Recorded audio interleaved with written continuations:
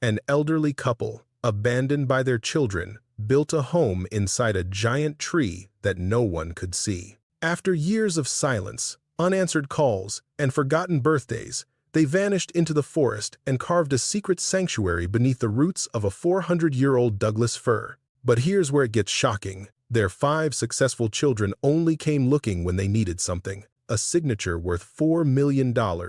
One son finds the hidden hatch. He stands right above his parents, his hand on the wood, ready to open it. But what he discovers about himself stops him cold. Now, the parents hold all the power, and they're not sure their children deserve to be found. Will they open the door to forgiveness, or will they let their own family search forever for a home they'll never see? The call came on a Tuesday morning in late October, and it wasn't about love. Richard Harmon was sitting in his corner office on the 32nd floor of a glass tower in Chicago when his phone lit up with his sister's name. He almost let it go to voicemail. Catherine only called when she needed something, and Richard had a meeting in 15 minutes with clients worth more than his parents' entire lives combined. But something made him answer. Maybe it was the fact that she'd called twice already that morning. Maybe it was the way his coffee had gone cold without him noticing, a sign he was more distracted than he'd admitted. "We have a problem," Catherine said before he could even say hello. "Good morning to you too.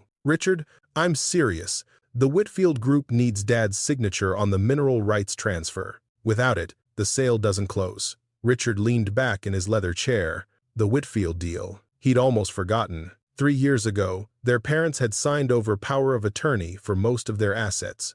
But the mineral rights to the old family property in eastern Oregon had slipped through the cracks. A technicality, really. Nobody had expected those rights to be worth anything. Then Whitfield discovered lithium deposits on adjacent land and suddenly wanted everything in a 50-mile radius. "So call him," Richard said. "Have him sign it, and overnight the documents." The silence on the other end lasted 2 beats too long. "I tried," Catherine said. "The number's disconnected." "Then drive out there." "Richard," his sister's voice dropped to something almost like embarrassment. "I don't actually know where they live now." Richard set down his coffee cup. "What do you mean you don't know where they live? They're our parents. When's the last time you visited them?" The question landed like a slap. Richard opened his mouth to answer, then closed it. He thought back. The funeral for Uncle Martin had been 3 years ago? 4? And even then, he'd flown in and out the same day,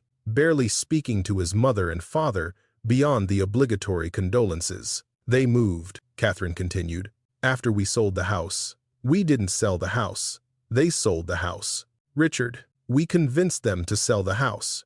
We told them it was too much for them to maintain, that they'd be better off in that retirement community in Bend. Remember?" He remembered. He remembered his mother crying in the kitchen of the home where she'd raised 5 children, signing papers she didn't fully understand because her son with the law degree told her it was the right thing to do. He remembered his father standing in the doorway with a face like stone, saying nothing, which was somehow worse than if he'd screamed. "They left the retirement community," Catherine said, 8 months after they moved in. "The administrator called me about it at the time, but I was in the middle of the Henderson merger, and I assumed they'd figure it out." "You assumed they'd figure it out? Don't take that tone with me. When's the last time you even called them?" Richard couldn't answer that either. "I called Derek, Michael, and Susan," Catherine continued, naming their 3 other siblings.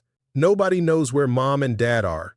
Derek thought they might have moved closer to Michael in Portland, but Michael hasn't heard from them in over a year." Susan said. She paused. "Susan said she sent them a Christmas card last year, and it came back marked, 'Return to sender, address unknown.'" Richard stood up and walked to the window. 32 floors below, Chicago moved like a living thing, cars and people flowing through concrete veins. Somewhere out there, in a country that suddenly seemed very large, his 78-year-old parents had vanished. "How is this possible?" he asked. "People don't just disappear." "Old people do," Catherine said quietly. "Old people nobody's looking for." The meeting with the clients went poorly. Richard couldn't focus. He kept thinking about his father's hands, the ones that had built their childhood treehouse, fixed every broken bicycle, changed the oil in every car Richard had ever owned until he left for college. He thought about his mother's voice, how she used to call every Sunday without fail until,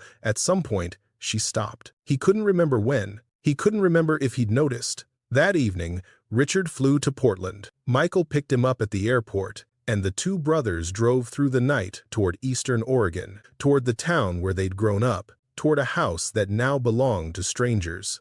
"I keep thinking about the last time I saw them," Michael said, his hands tight on the steering wheel. It was at the retirement community. Mom had made pot roast in that tiny kitchenette, and Dad just sat there staring out the window the whole time. "I thought he was being stubborn. You know how he gets." "Gets," Richard corrected. "What?" "You said gets, present tense." "He's not dead, Michael. We don't know that anything's wrong. Maybe they just wanted privacy. Maybe they're traveling." But even as he said it, Richard knew how hollow it sounded. Their parents didn't travel. Their parents had lived in the same house for 43 years, knew every neighbor by name, had a routine so predictable you could set your watch by it. The idea of them wandering the country at 78 was absurd. They reached the town at 3 in the morning. Nothing was open. They sat in the parking lot of a gas station and watched the stars wheel overhead, and Richard tried to remember the last time he'd seen stars like this. So many they seemed to press down on the earth with their weight. "We're terrible sons," Michael said. It wasn't a question. Richard didn't argue. The next morning, they started asking questions. They went to the retirement community first, but the staff who'd been there when their parents left had since moved on. The current administrator, a harried woman named Patricia, found the file after 20 minutes of searching. "They gave 30 days notice," she said, flipping through papers. "Very proper about it. Your father came in and signed everything himself. He didn't leave a forwarding address." She looked up. "We tried calling the emergency contacts on file, but no one answered." Richard looked at the emergency contact list. His name was first. His number hadn't changed in 15 years. "Were there calls?" he asked. Patricia checked her notes. 3 attempts over 2 weeks. "After that, we closed the file. They'd paid up their account. There wasn't really anything else we could do." 3 calls. His parents had reached out 3 times, and he'd been too busy to answer. Or maybe the calls had come at inconvenient moments, and he'd told himself he'd call back later. How many laters had there been? How many had added up to years? They drove to the old house next, the one where they'd grown up. A young family lived there now, a husband and wife with 2 small children who played in the front yard where Richard once learned to ride a bike. The wife was friendly, but couldn't help. She'd never met the previous owners. The sale had been handled entirely through agents. "We found a few things in the attic when we moved in," she said. "Some old photographs, a couple of boxes of papers.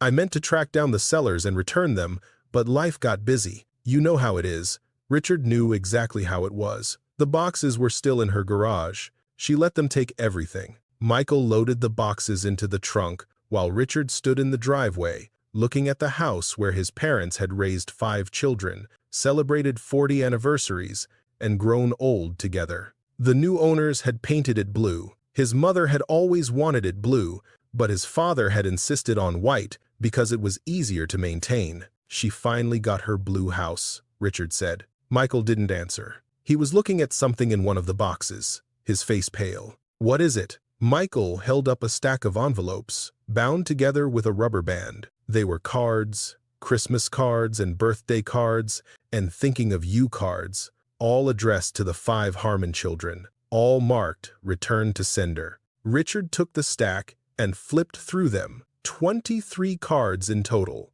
The postmarks spanned 2 years. His mother had kept trying for 2 years after they left the retirement community, sending cards to addresses where her children no longer lived or never checked their mail. At the bottom of the stack was a letter. It wasn't in an envelope. It was written on plain paper, in his mother's careful handwriting, and it was dated 18 months ago. "To our children, if you're reading this, then perhaps you finally came looking. We waited a long time for you to call, to visit, to remember that we existed. Your father says I shouldn't be angry, that you have your own lives now, your own families, your own worries. He's always been better at forgiveness than me. We've decided to stop waiting. There's no point in staying somewhere we're not wanted. We're going somewhere we can be useful again. Somewhere we can build something with our own hands instead of sitting in that little apartment watching television until we die. Don't worry about us. We've taken care of each other for 52 years.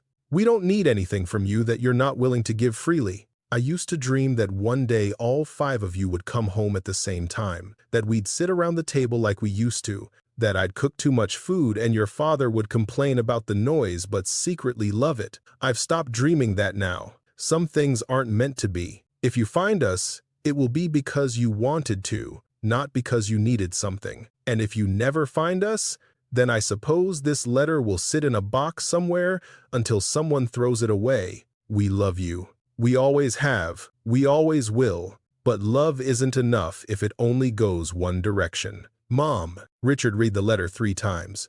Each time, it hurt worse. There's an address, Michael said. He was holding another piece of paper, a receipt from a hardware store in a town called Millbrook, about 60 miles east. This was in the same box.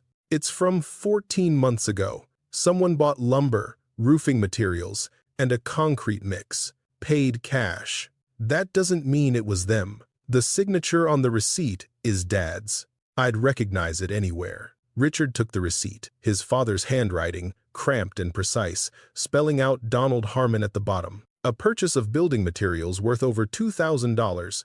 What would 2 people in their late 70s need with that much lumber? They drove to Millbrook. It took an hour on winding roads that cut through forest so dense the sunlight barely penetrated. The town itself was barely a town, just a cluster of buildings around a single intersection. A general store, a post office, a diner, a gas station. The kind of place that existed because someone had built it 100 years ago and nobody had bothered to tear it down. The hardware store was run by a man named Garrett, mid-60s, with a gray beard and eyes that had seen too much weather. He looked at the receipt for a long time before speaking. I remember them, he said. Nice couple, quiet, paid cash for everything, which is unusual these days. Most folks around here run tabs. Do you know where they went? Richard asked. Garrett studied him. You're the son? One of them. They mentioned they had children, 5 of them, all successful. He said the word successful like it tasted sour, said they were proud of you, said you were all very busy. Richard felt the heat rise to his face. We're trying to find them now. Why? The question was so direct that Richard didn't have an answer ready. Because we need their signature was the truth, but he couldn't say that out loud. Not to this stranger who was looking at him like he already knew. Because they're our parents, Michael said. Because we're worried about them. Garrett kept looking at Richard, not at Michael. Worried. That's a word for it. He handed back the receipt. They came in here maybe 6, 7 times over the course of a few months. Bought all kinds of supplies. Lumber, insulation, a wood stove, piping. Looked like they were building something substantial. I asked once if they needed help with delivery, but the old man, your father, said he'd handle it himself. Did he say where? Somewhere up in the national forest. That's all I know. People around here don't ask too many questions about where folks live. Lot of land out there, most of it empty. Someone wants to disappear. They can disappear. Richard felt the word disappear settle into his chest like a stone. His parents had disappeared. On purpose, because their children had made them feel so unwanted that vanishing into a forest seemed preferable to waiting for phone calls that never came. Is there anyone else they might have talked to? Michael asked. Anyone who might know more specifically where they went? Garrett thought for a moment. There's a woman named Ruth who runs the diner across the street. Your mother came in there sometimes for coffee. They got to talking, I think. Ruth might know more. Ruth was 70 years old, with silver hair pulled back in a braid and hands that never stopped moving, wiping counters, refilling coffee cups, adjusting napkin dispensers. The diner was nearly empty at 2 in the afternoon, just an old man in the corner working through a piece of pie and a young couple by the window whispering to each other. Helen and Donald, Ruth said when they showed her a photograph. Of course I remember them. Lovely people. She'd come in every Thursday for coffee and pie. We'd talk about our grandchildren. She paused. Well, I'd like to talk about my grandchildren. Helen would mostly listen. Do you know where they're living? Richard asked. Ruth's expression cooled slightly. You're the children. Yes, the busy ones. Richard didn't have an answer for that either. Helen told me about you. Ruth said. 5 children, all grown, all with good jobs and nice houses. She was proud of you. She was also, Ruth hesitated. She was sad. She didn't say it outright, but I could tell. A mother knows when another mother's heart is broken. We need to find them, Michael said. It's important. Important to whom? To us. We want to make sure they're okay. Ruth looked at them for a long moment, the way Garrett had, as if measuring something invisible. They're okay, she said finally. Better than okay. They found something out there, I think. A purpose. Helen told me once that she'd spent her whole life taking care of other people, and now, for the first time, she and Donald were taking care of each other. Just the two of them. She said it was like being young again. Please, Richard said. If you know where they are, I don't know exactly. Somewhere up in the old-growth section of the forest, near the ridge. That's all Helen ever said. She was protective of it, said it was the first thing that had ever been just theirs. She turned back to the coffee pot, signaling that the conversation was over. Richard and Michael stood in the parking lot of the diner, looking up at the wall of green that rose behind the town. Somewhere in there, in thousands of acres of ancient forest,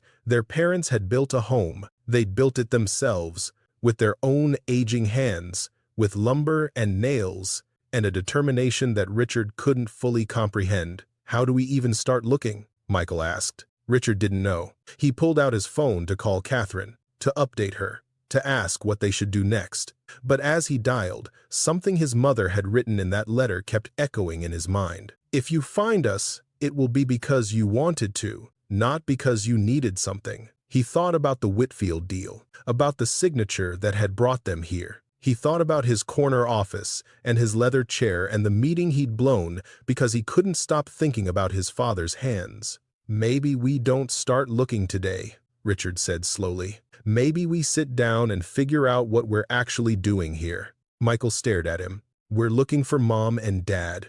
Are we? Or are we looking for a signature? The question hung in the air between them, uncomfortable and true. And somewhere, miles away, up a mountain and through trees so old they'd been alive when this country was born, an old man lifted a hidden wooden hatch and climbed down into the earth, where his wife sat on their bed in a room carved from the roots of a giant Douglas fir, sipping coffee by firelight, smiling at the sound of his footsteps. Any trouble? She asked. None, Donald Harmon said, hanging his coat on a peg made from a bent branch. Picked up the supplies. Saw no one who mattered. Another quiet day. At his feet, a dog with graying fur wagged its tail and turned 3 circles before settling on its bed. Helen held out a cup of coffee, steam rising in the warm air of their impossible home. Good, she said. I like our quiet days.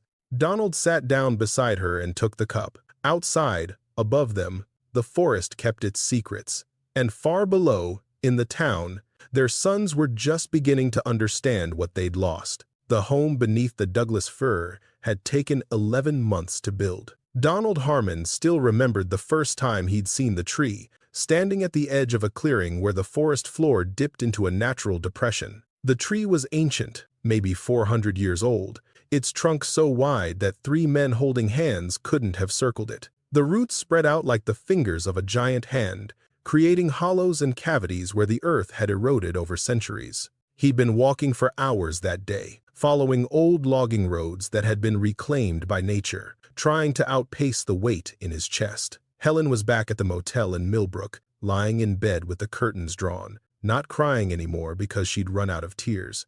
They'd left the retirement community 3 days earlier with nothing but their savings, their truck, and a dog named Buster who was too old and too loyal to leave behind. Donald had no plan. For the first time in 52 years of marriage, he had no plan. He'd always been the one who knew what came next, who could look at a problem and see the solution hiding inside it. But this problem had no solution. His children had forgotten him, not all at once, not dramatically, but slowly, gradually, the way a river forgets the stones it once flowed around. They'd simply moved on, and he and Helen had been left behind like furniture in an empty house. The tree changed everything. Donald stood at its base and looked up at the canopy, so high it seemed to touch the clouds. He looked at the roots, at the hollows beneath them, at the way the ground sloped down into a natural bowl. And somewhere in his mind, a door opened. He could build here, not a cabin, which would be visible from the air and require permits he'd never get.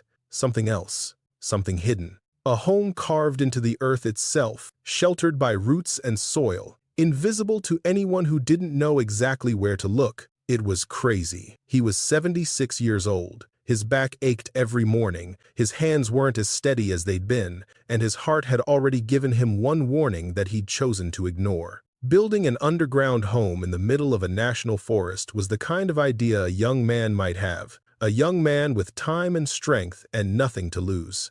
But Donald Harmon had nothing to lose either. That was the thing his children didn't understand. When you take away everything that matters to a man, you don't make him weak, you make him dangerous. You make him free. He went back to the motel that night and told Helen what he'd found. "You want to live in a hole in the ground," she said. "It wasn't a question. I want to live somewhere that's ours. Somewhere nobody can take from us. Somewhere we don't have to wait for phone calls that never come or visits that never happen." Helen was quiet for a long time. Buster lay between them on the bed, his graying muzzle resting on his paws. "Can you really build it?" she asked finally. "At your age?" "I built our first house with my own hands when I was 24. I built the addition when the twins came. I built that treehouse the kids loved so much, and the deck and the workshop." He took her hand.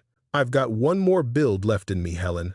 I know I do, and I want it to be for us." "Just us?" She looked at him, and he saw something in her eyes he hadn't seen in years. Hope, small and fragile, but there. "Show me," she said. The next morning, they drove out to the forest together. Donald led her along the overgrown road, then off into the trees, following markers he'd left the day before. When they reached the clearing, Helen stood very still, looking at the ancient tree the way a person looks at a cathedral. "Oh, Donald," she whispered. "I know. It's beautiful. I know." She walked to the base of the tree and pressed her palm against the bark. "It's been here for hundreds of years, longer than our country, longer than anyone's memory. And nobody knows about it. Nobody comes here. I walked for 6 hours yesterday and didn't see another soul." Helen turned to face him. She was 74 years old, her hair gone white, her body carrying the weight of decades. But when she smiled, Donald saw the girl he'd married, the one who'd agreed to build a life with him when he had nothing but calloused hands and big dreams.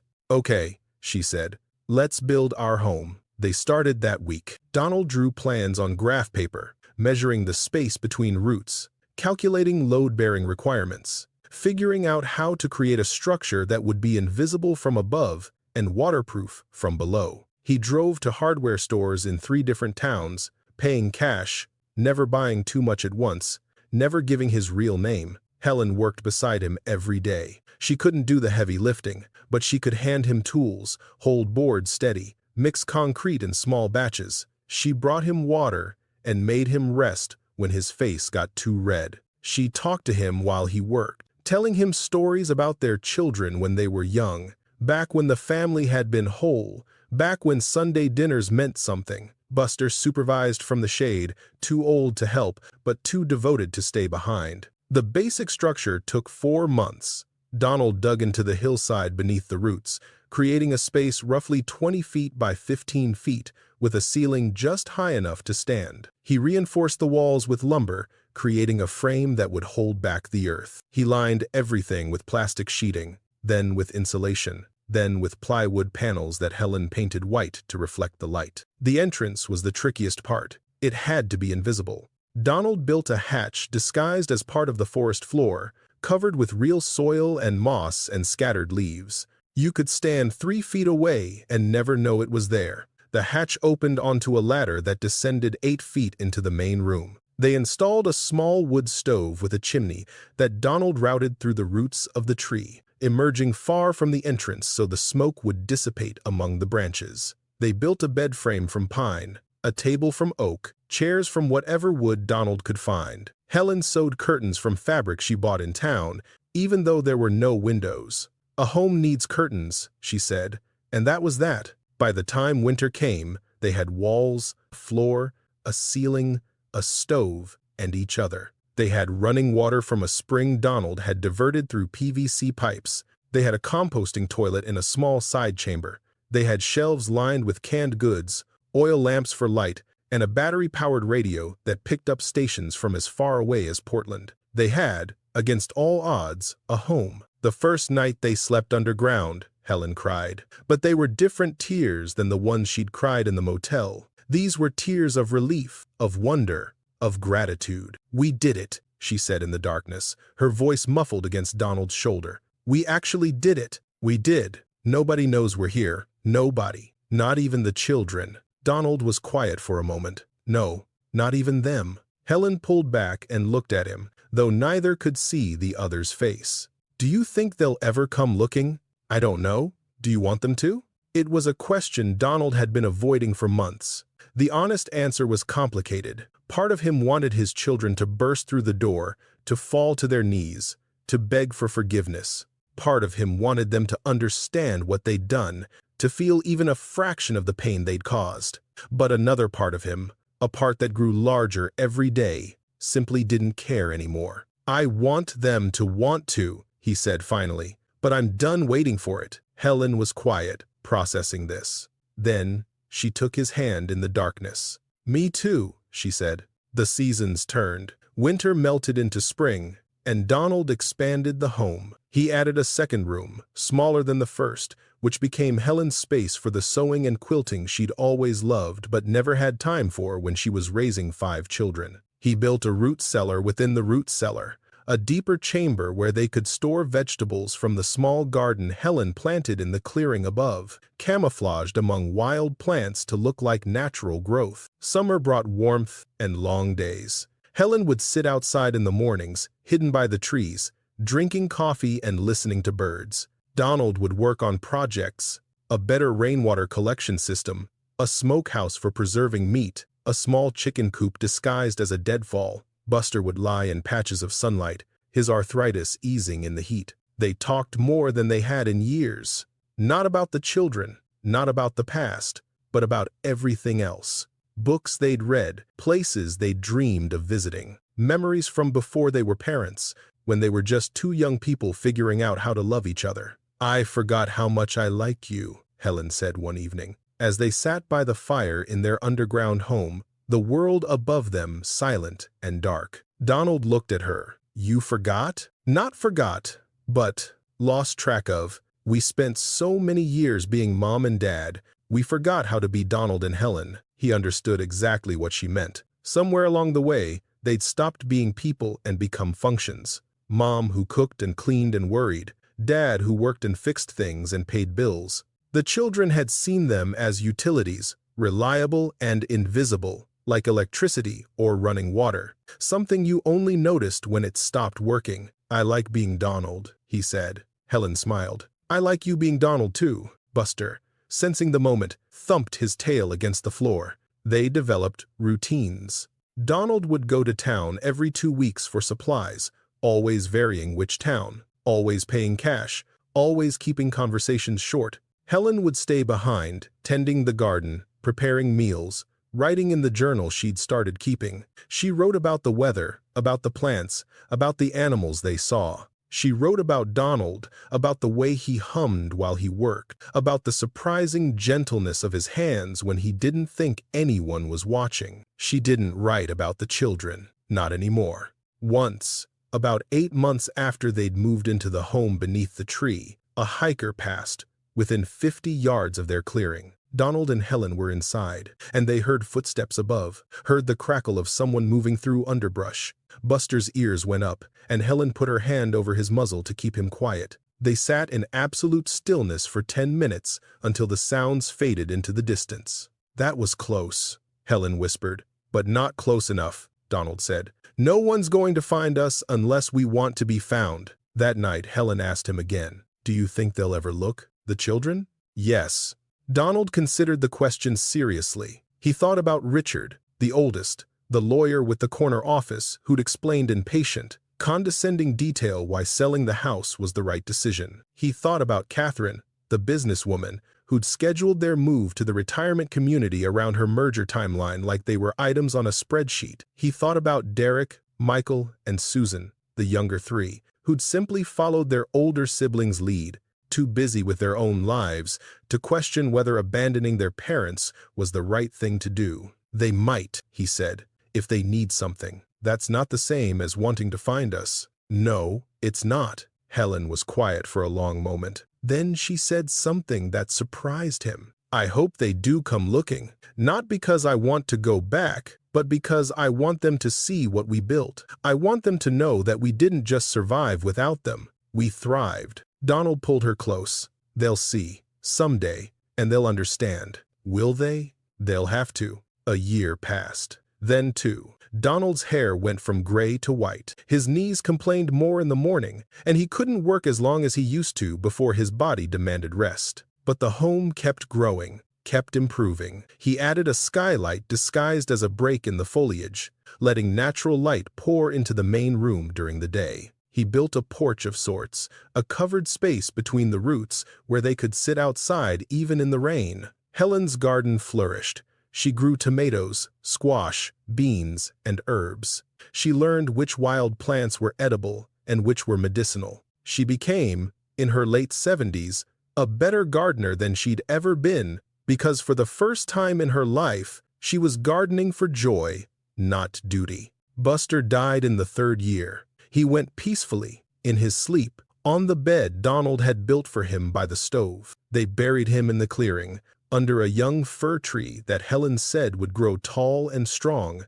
nourished by his love. He was a good dog, Donald said, standing over the small grave. He was our family, Helen replied, the only one who never left. They adopted another dog a few months later, a stray that Donald found near the highway, thin and scared and missing half an ear. They named him Keeper because Helen said that's what he was, a keeper. Keeper took to the underground life immediately. He learned to be quiet, to stay close, to bark only when something was truly wrong. He learned the sound of Donald's footsteps and would wag his tail before the hatch even opened. He learned to lie across Helen's feet in the evening, keeping her warm while she knit blankets they didn't need. But that made the home feel more like a home. 4 years passed. 4 years of quiet mornings and peaceful evenings, of coffee by firelight and meals made from food they'd grown and hunted themselves. 4 years of freedom from waiting, from hoping, from the slow poison of disappointment. And then, one Thursday in late October, Donald came back from town with a troubled look on his face. "What is it?" Helen asked. He sat down heavily at the table, setting a bag of supplies on the floor. "I saw a flyer in Millbrook. Someone's looking for us." Helen went very still. "The children?" It didn't say. Just had our names and an old photo, the one from our anniversary party, I think. "Have you seen this couple? Family seeking information. Reward offered." "A reward, $5,000. Helen's hands tightened on her coffee cup. "After 4 years. They're looking now. Something must have changed. They must need something. The mineral rights." Helen's voice was flat. "Remember? We never signed the final transfer. Catherine mentioned it before we left, and I said I wanted to think about it, and then we left. So they're not looking for us. They're looking for our signatures."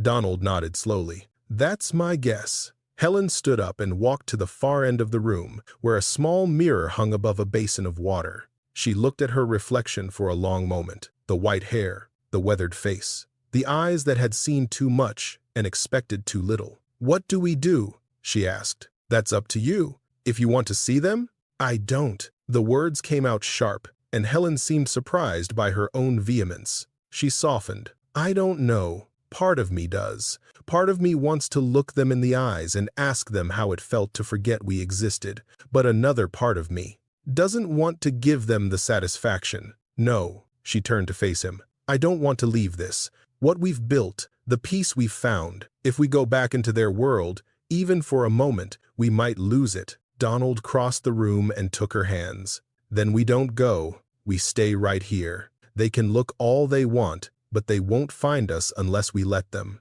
Can we do that? Just hide forever?" "We're not hiding, Helen. We're living. There's a difference." She leaned into him, and he held her the way he'd held her for 56 years, through births and deaths and everything in between. "I love you," she said. I love you too. Above them, somewhere in the forest, the children were searching, but the children didn't know about these woods. They didn't know the old logging roads or the hidden springs, or the way the land folded into itself, keeping its secrets.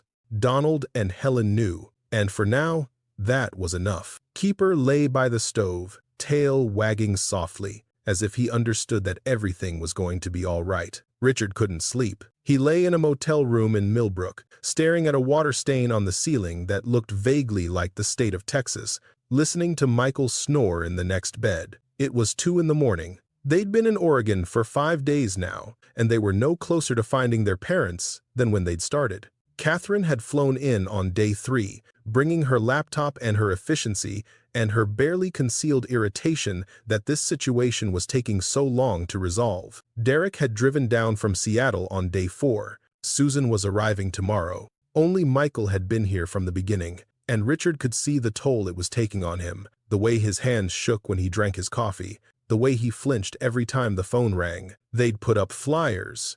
They'd talked to everyone in town. They'd hired a private investigator who'd taken their money and produced nothing but a report that said, essentially, your parents don't want to be found, as if they didn't already know that. Richard got up and walked to the window. The town was dark except for a single street light and the neon glow of the diner sign, which Ruth apparently left on all night. He thought about going over there, getting a cup of coffee, sitting in the booth where his mother had once sat every Thursday. But the thought of facing Ruth again, of seeing that judgment in her eyes, kept him rooted to the spot. The busy ones. That's what Ruth had called them. And she was right. They had been busy. Too busy for Sunday phone calls, too busy for birthday visits, too busy to notice when their parents stopped reaching out, stopped trying, stopped believing that their children would ever come home. Richard pressed his forehead against the cold glass. He could see his reflection, ghostly and transparent,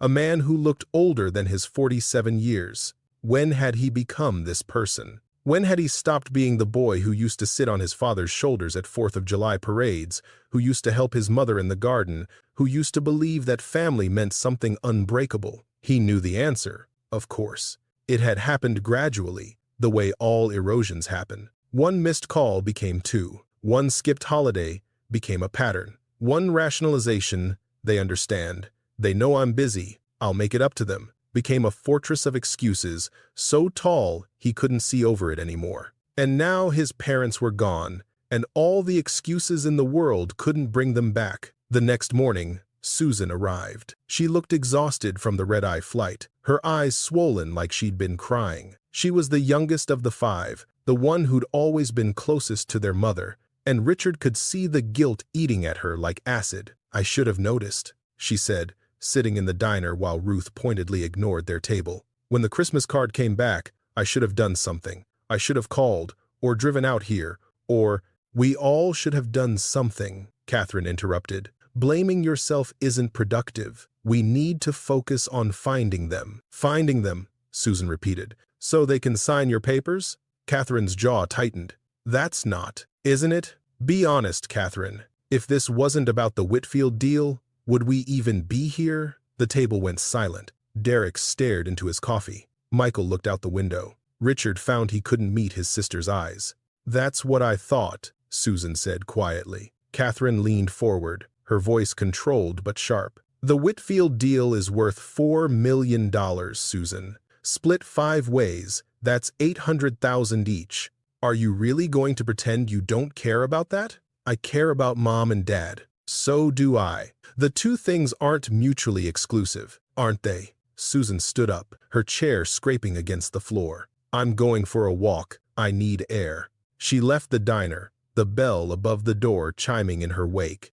Richard watched her go, watched her walk past the hardware store and the post office, heading toward the edge of town where the forest began. She's not wrong, Michael said quietly. Michael? She's not wrong, Catherine. We're here because we need something, not because we finally remembered we have parents. Catherine opened her mouth to argue, then closed it. For a moment, her composure cracked, and Richard saw something underneath. Not just frustration, but fear. Fear that they'd waited too long. Fear that some damage couldn't be undone. What do you want me to say? She asked. That I'm a terrible daughter? Fine, I'm a terrible daughter. We all are. But that doesn't change the fact that we need to find them, whatever the reason. They're 78 years old, living God knows where in the wilderness. What if something happens to them? What if Dad has another heart episode? What if Mom falls and breaks a hip? Then maybe we should have worried about that before we stuck them in a retirement home and forgot about them, Derek said.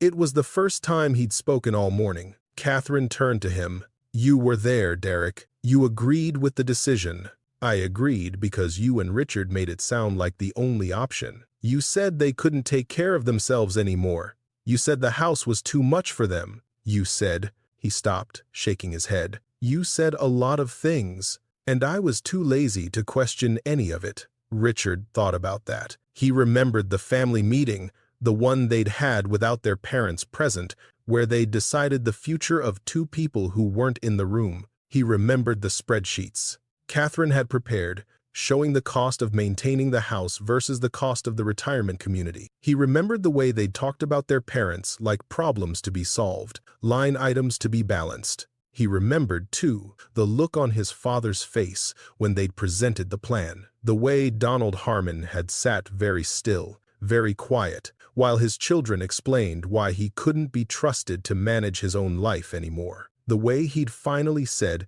"If that's what you think is best," in a voice that held no fight left in it. Richard had told himself it was acceptance. He realized now it was surrender. The moment his father had given up on them. We need to split up, Richard said. Cover more ground. Susan had the right idea. We should be out there looking, not sitting here feeling sorry for ourselves. They spent the next 3 days searching. They drove every logging road, hiked every trail, knocked on the door of every cabin and homestead within 20 miles. They talked to hunters and hikers, forest rangers and hermits. Everyone had the same answer. They hadn't seen an elderly couple, didn't know anything about a hidden home, couldn't help. The private investigator's report had included a topographical map with areas circled where someone might feasibly build an off-grid dwelling, places with water access, natural shelter, flat enough ground for construction. There were dozens of such places in the national forest. Searching them all would take weeks. On the 8th day,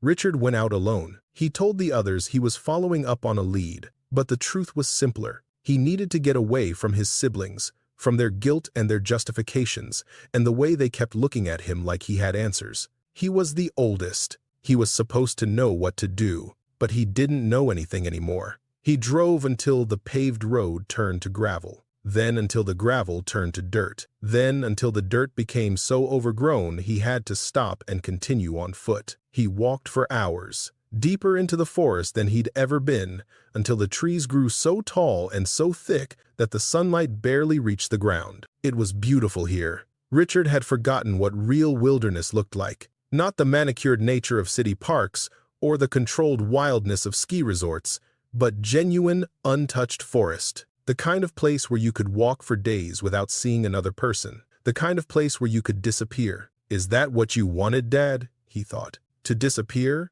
To become invisible? The way we made you feel? He stopped to rest on a fallen log, drinking water from a bottle, listening to the birds. A woodpecker drummed somewhere in the distance. A creek burbled nearby. The air smelled like pine and earth and something else, something he couldn't identify. Smoke, very faint, but definitely smoke. Richard stood up, turning slowly, trying to locate the source. It was impossible to tell direction in this dense forest, where sound and smell bounced and scattered. But someone was burning wood nearby. Someone was living out here. He walked toward where he thought the smell was strongest, pushing through underbrush, climbing over fallen trees.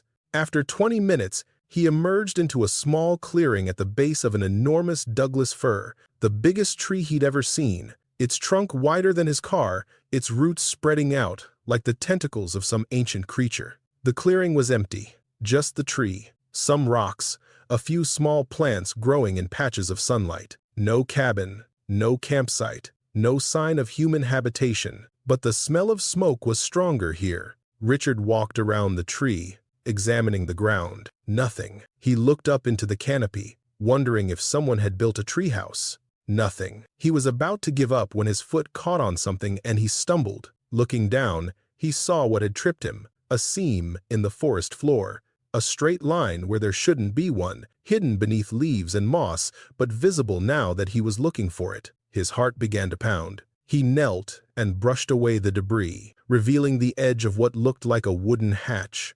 It was perfectly camouflaged, covered in living moss that had been carefully cultivated to blend with the surrounding ground. If he hadn't tripped, he never would have seen it. For a long moment, Richard just stared. His parents were down there. He knew it with a certainty that went beyond logic. His father had built this. His father, who had built their childhood treehouse, who had built the deck and the workshop and 100 other things, had built a home underground, hidden from the world, hidden from his own children. Richard reached for the hatch. His fingers touched the moss, felt the wood beneath, and then he stopped. If you find us, it will be because you wanted to, not because you needed something. His mother's words from the letter she'd written, knowing they'd probably never read it, that they'd probably never come looking, that they'd probably never care enough to try. But he did need something. That was the terrible truth. He was here because of the Whitfield deal, because of money, because of mineral rights that had suddenly become valuable. He was here because his parents had something he wanted, not because he wanted his parents. What would happen if he opened that hatch? He'd find them. Yes, he'd get the signature. The deal would close, the money would flow, everyone would go back to their lives. But what about his parents? Would they go back to the retirement community they'd hated? Would they return to a world that had no place for them? Or would they stay here, in this impossible home they'd built, and simply refuse to come out? Richard sat back on his heels, his hand still resting on the hidden hatch. The smoke smell had faded, or maybe he'd imagined it. The forest was quiet around him, waiting. He thought about his father teaching him to ride a bike, running alongside with one hand on the seat, promising not to let go. He thought about his mother staying up all night when he was sick, pressing cool cloths to his forehead, singing songs she probably thought he'd forgotten. He thought about Sunday dinners and summer vacations, and the way the house used to smell like cinnamon at Christmas. He thought about the last time he'd called, really called, not just a quick check-in but an actual conversation. He couldn't remember. It had been so long that the memory had simply faded away. Slowly, Richard stood up. He looked at the hatch for another long moment. Then he turned and walked back the way he'd come. He didn't tell his siblings what he'd found. That night, he lay awake again, but this time, the thoughts were different. He wasn't thinking about the deal or the money or even the guilt. He was thinking about his parents, down there in the earth, living a life they'd chosen after their children had refused to choose them. Were they happy? Ruth had said they were. The woman at the diner had said his mother talked about finding purpose, about being young again. They'd built something with their own hands, something hidden and secret, and entirely their own. And here he was, ready to take it away from them. The next morning, Richard called a family meeting. They gathered in Catherine's motel room, coffee cups and laptops scattered across every surface. "I think we should go home," Richard said. Catherine stared at him. "What?" "I think we should leave them alone." "Richard, the Whitfield deal." "I don't care about the Whitfield deal." The words hung in the air. Michael sat up straighter. Susan's eyes went wide. Derek set down his coffee cup with a soft click. "You don't mean that," Catherine said. "I do." Richard walked to the window, looking out at the forest that held his parents' secret. "We abandoned them, Catherine. We stuck them in a home they hated and then forgot they existed. And now, for the first time in years, they're happy. Ruth said so. The guy at the hardware store said so. Everyone we've talked to says they seemed peaceful, content, like they'd found something they'd been missing. They're living in the wilderness at 78 years old. They're living the life they chose. Don't we owe them that much? After everything we put them through?" Susan spoke up quietly. "What about making things right? What about apologizing?" Richard turned to face her. "Would you want our apology if you were them? Would you trust it?" Susan didn't answer. "We can't undo what we did," Richard continued. "We can't give them back the years we ignored them, but we can give them this. We can walk away and let them live in peace." "And the mineral rights?" Catherine asked. Her voice was strained. "Let them lapse. Let Whitfield find another deal. It's just money, Catherine. It's $4 million.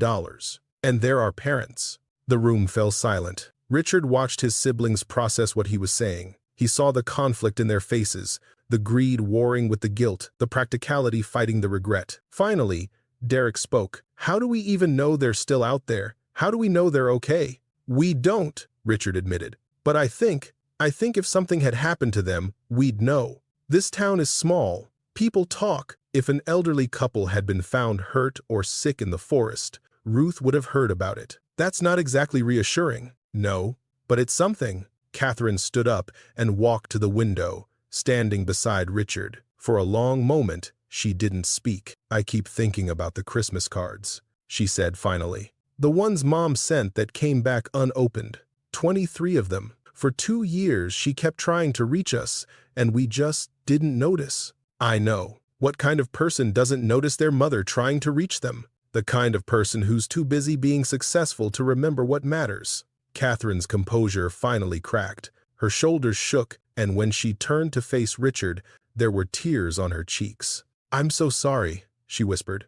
"I'm so sorry." Richard pulled her into a hug, and for the first time since they were children, his sister cried in his arms. They left Millbrook the next day. Richard was the last to go, standing in the parking lot of the motel, looking toward the mountains where his parents lived their hidden life. He'd written a letter. He didn't know if they'd ever receive it, didn't know if Ruth would agree to hold it in case they came to town, didn't even know if it said the right things. But he'd written it anyway. "Dear Mom and Dad, I found your home, the one beneath the tree. I didn't open the hatch because I realized I hadn't earned the right. I'm not going to pretend I came here for the right reasons. I came because we needed your signature on some papers.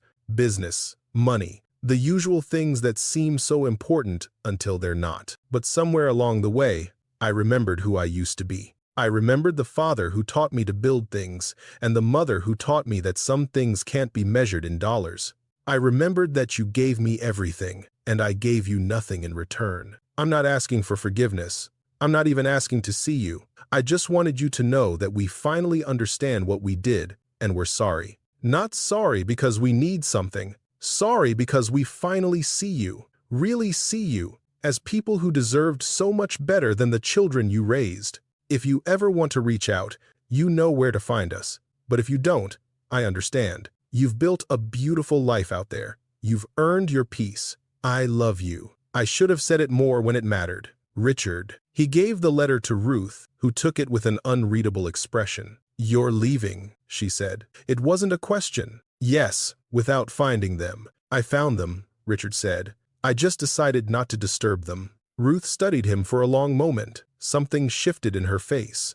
Not quite approval, but maybe the absence of disapproval. "I'll hold on to this," she said, tucking the letter into her apron pocket. "Margaret comes in sometimes when she thinks no one's paying attention. If I see her, I'll make sure she gets it. Thank you." "Don't thank me. You should have been here years ago." "I know." Ruth nodded once, then turned back to her coffee pot, dismissing him. Richard drove away from Millbrook as the sun began to set, painting the forest in shades of gold and amber. Somewhere in those trees, his parents were preparing for evening. Maybe his father was bringing in firewood. Maybe his mother was starting dinner. Maybe they were sitting together in their hidden home, two people who had found each other again after the world had tried to tear them apart. He hoped so. He hoped they had many more years of quiet mornings and peaceful evenings, of coffee by firelight and the comfort of each other's company. He hoped, someday, he might deserve to see them again. But that day wasn't today. 3 weeks later,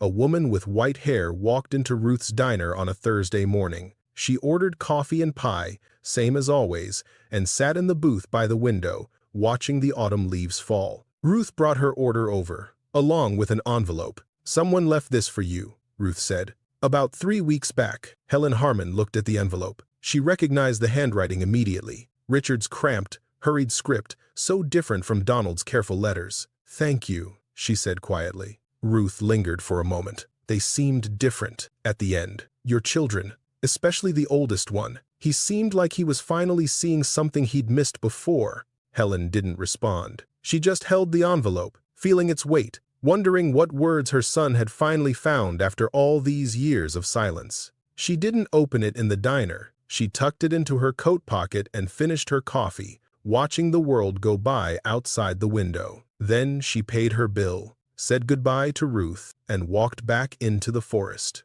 That evening, by the light of the fire in their home beneath the tree, she read the letter aloud to Donald. When she finished, neither of them spoke for a long time. Keeper lay between them, his head resting on Helen's foot, his tail giving an occasional thump against the floor. "He found us," Donald finally said. "He found us and didn't come in. That must have been hard for him." Helen folded the letter carefully, running her fingers along the creases. "Yes, I think it was. What do you want to do?" She looked at her husband, at the face she'd loved for 56 years, at the hands that had built this impossible home, at the eyes that still looked at her like she was the most important thing in the world. "I want to think about it," she said. "I want to take my time." Donald nodded. "We have time." "Yes." Helen smiled, leaning into his shoulder. "We finally do." Outside, above the hidden hatch, the forest settled into night. Stars emerged between the branches of the ancient Douglas fir. Somewhere in the distance,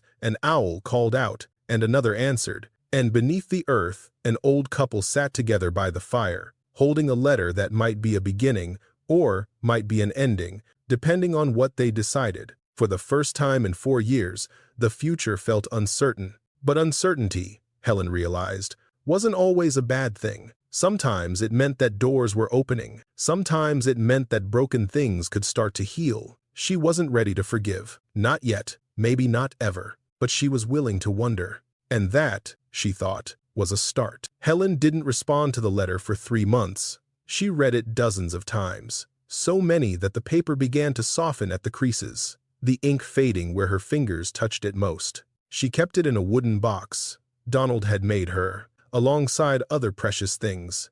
The last photograph of Buster, a lock of hair from each of her children when they were babies, the wedding ring her mother had worn for 60 years. Donald didn't push. He'd learned, in 56 years of marriage, when to speak and when to stay quiet. He watched Helen turn the decision over in her mind, examining it from every angle, and he waited. Winter came to the forest. Snow fell thick and silent, covering their hidden hatch, making the world above a blank white page. They stayed warm in their underground home, the wood stove crackling, Keeper curled at their feet. They read books they'd read before, and listened to the radio, and played cards by lamplight. They were, Helen realized, still happy. Even with the letter sitting in its box, even with the question it raised hanging over them, they were still happy. That meant something. "I've been thinking," she said one evening in late January, as snow continued to fall somewhere far above their heads. Donald looked up from the knife he was sharpening. "About Richard?" "About all of them. But yes, mostly Richard." "And?" Helen set down her knitting. "I'm not ready to forgive them. I don't know if I'll ever be ready. What they did, what they chose to do, over and over, for years, that doesn't just go away because one of them finally wrote a letter." "No," Donald agreed. "It doesn't. But," she paused, searching for the right words, "I keep thinking about something my mother used to say. She said that holding on to anger is like drinking poison and waiting for the other person to die. Your mother was a wise woman. She was. And I don't want to spend whatever years I have left being angry. Not at them, not at anyone." Helen met her husband's eyes. "I want to write back." Donald nodded slowly. "What do you want to say?" "I don't know yet, but I think I need to see him, Richard. Just him, just once. I need to look at my son and see if there's anything left of the boy I raised. And if there isn't?" Helen's smile was sad. "Then at least I'll know, and I can stop wondering." She wrote the letter that night, by the light of the oil lamp, while Donald slept and Keeper snored softly in his bed by the stove. It took her 4 attempts to get the words right. "Richard, I received your letter. It took me a long time to decide how to respond, or whether to respond at all. You were right that you hadn't earned the right to open that hatch. You were right that you came for the wrong reasons, and you were right that what you did, what all of you did, cannot be undone. But your father taught me long ago that people can change. He was a stubborn, prideful man when I married him, and he's still stubborn, but he learned to be gentle. He learned to listen. He learned that being strong doesn't mean being hard. I want to see if you've learned anything. There's a place in the forest, about a mile from the old fire lookout on Deer Ridge. You'll find a clearing with a creek running through it and a flat rock big enough for 2 people to sit on. Be there on the first Saturday of March at sunrise. Come alone. Don't tell your siblings. If you're not there, I'll understand. If you are, we'll talk. That's all I can promise.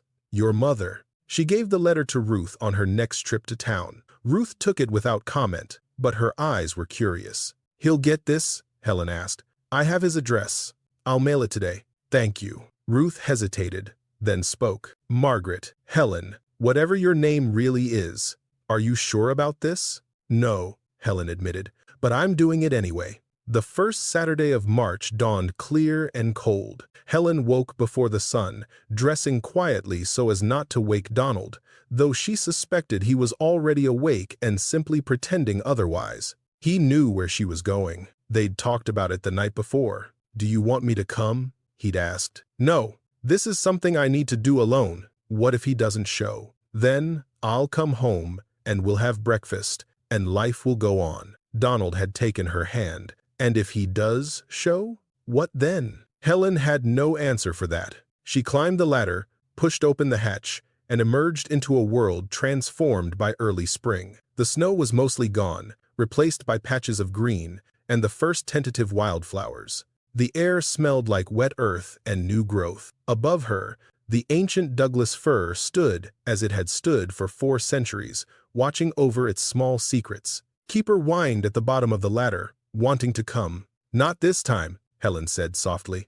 Stay with Donald. She walked for nearly an hour, following trails she'd memorized over 4 years. The forest was waking around her, birds calling, squirrels chattering, a deer watching her pass with liquid eyes. By the time she reached the clearing with the creek, the eastern sky was beginning to lighten. The flat rock was empty. Helen sat down, pulling her coat tighter against the morning chill. She watched the sky change colors, pink and gold and pale blue, as the sun crept toward the horizon. She listened to the creek, to the birds, to her own breathing. She waited. The sun had fully risen, had climbed a hand's width above the trees, when she finally accepted that Richard wasn't coming. She felt something settle in her chest. Not quite grief, not quite relief, something in between. She'd offered an olive branch, and it had been declined. Now she knew. She stood up, joints protesting, preparing to make the long walk home. And then she heard footsteps.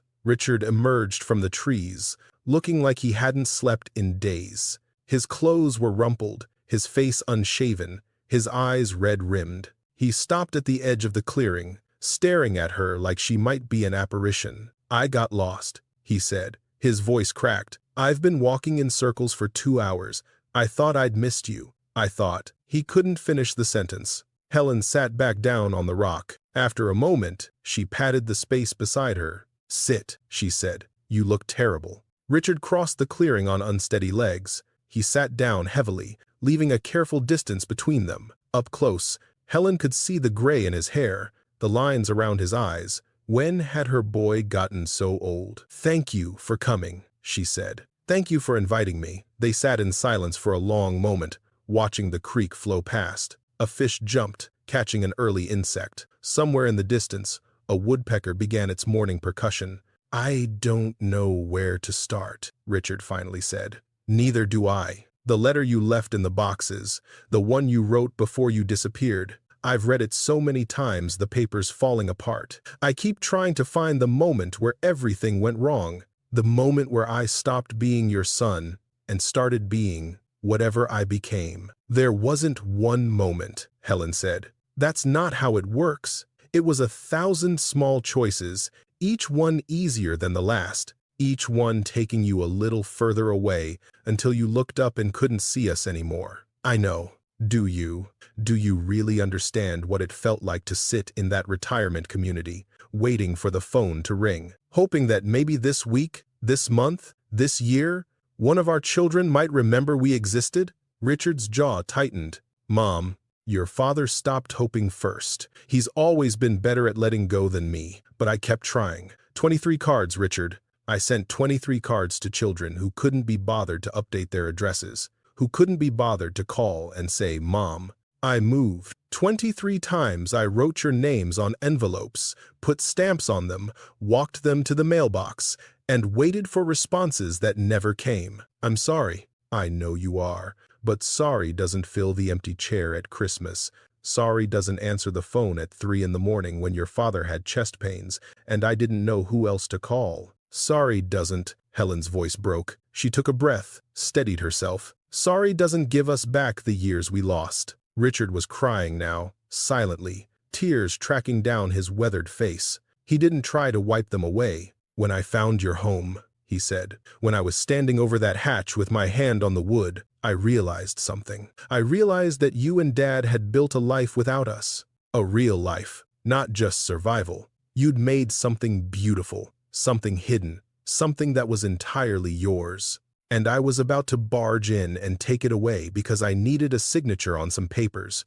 The mineral rights. Yes. Helen nodded slowly. I wondered if that's what this was about. It's not. Not anymore. Richard turned to face her. I told Catherine to let the deal collapse. I told all of them that some things are more important than money. Michael and Susan agreed. Derek came around eventually. Catherine, he shrugged. Catherine is still Catherine. But she signed the withdrawal papers anyway. You gave up $4 million? I gave up money that was never really mine. Those mineral rights belong to you and Dad. If you want to sell them, that's your choice. If you want to let them sit there forever, that's your choice too. But I wasn't going to be the reason you had to make that decision. Helen studied her son's face, looking for the catch, the angle, the self-interest hiding behind the noble words. She'd learned to look for such things in the years since her children had betrayed her trust. She didn't find it. Your father built that home with his own hands, she said quietly. 76 years old, bad back, bad heart, and he dug into the earth and created something from nothing. Do you know why? Because you needed somewhere to live? Because he wanted to prove that we still could, that we weren't useless, weren't finished. Weren't just waiting to die in some sterile room with fluorescent lights, and nurses who called us dear like we were children. Helen's voice hardened. You took everything from us, Richard. Our home, our independence, our dignity, and then you forgot we existed. Your father built that home to prove that we were still people, still capable, still alive. I know. Do you? Do you understand what it means to be discarded by the people you raised? To give 50 years of your life to your children and have them throw you away like an old appliance? No, Richard admitted. I don't understand. I can't understand, but I want to try. The sun had climbed higher, warming the clearing, burning off the morning mist. Helen watched a butterfly land on a nearby flower, its wings opening and closing slowly. When you were 7, she said, you fell out of the treehouse your father built, broke your arm in 2 places. Do you remember? I remember the cast. It was green. You picked green because it was my favorite color. You said you wanted to carry a piece of me with you while you healed. Helen smiled faintly. I thought about that a lot in the retirement community. I wondered where that boy went, the one who wanted to carry a piece of me with him. He got lost, Richard said. Somewhere between law school and the corner office and the endless meetings that seemed so important. He got lost, and he didn't even notice he was gone. And now? Richard was quiet for a long moment. When he spoke, his voice was rough. Now he's trying to find his way back. He doesn't know if he can. He doesn't know if he deserves to, but he's trying. Helen reached out and took her son's hand. His fingers were cold, trembling slightly. She held on anyway. That's all I wanted to know, she said. They sat together as the morning grew warmer, not speaking much, just existing in the same space. Helen told Richard about the home beneath the tree, not where it was, but what it was like. The firelight, the wood stove, the smell of coffee in the morning. She told him about Keeper, about the garden, about the skylight Donald had installed so they could watch the rain. Richard listened. He didn't ask to see it. He didn't ask to meet his father. He just listened. And for the first time in years, Helen felt like she was being heard. I should get back, she finally said. Donald will worry. Can I? Richard stopped himself. Never mind. What? Can I write to you? Not often, just sometimes. To let you know how we're doing, to ask how you're doing. Helen considered this. It was such a small request. a letter now and then, words on paper, delivered through Ruth, keeping a thread of connection without demanding more than she could give. "You can write," she said. "I can't promise I'll always respond, but you can write. Thank you." She stood, brushing off her coat. Richard stood too, and for a moment they faced each other awkwardly. Two people who had once been mother and son, trying to figure out what they were now. "Richard," Helen said, "what you did, choosing not to open that hatch, choosing to walk away, that meant something. It meant you finally saw us as people instead of problems. I need you to know that. I should have seen it decades ago." "Yes, you should have, but you see it now, and that's not nothing." She turned to go, then paused. "The mineral rights," she said. "Your father and I talked about it. We're going to sign the papers." Richard blinked. "You are? Money doesn't matter to us. We have everything we need." "But," she hesitated, "we're going to put it in a trust, for your children, for all our grandchildren." "We've never met them, Richard. You never brought them to visit. And then we disappeared. And now there are children in this world who carry our blood and don't even know our names. Mom, we're not doing it for you. We're doing it for them. They didn't choose to have parents who forgot their grandparents. They deserve something from us, even if it's only money." Helen's voice softened. "Maybe someday, when they're older, you'll tell them about us. About the crazy old couple who lived under a tree. Maybe they'll understand something about family that their parents forgot." Richard's face crumpled. "I'll tell them. I promise.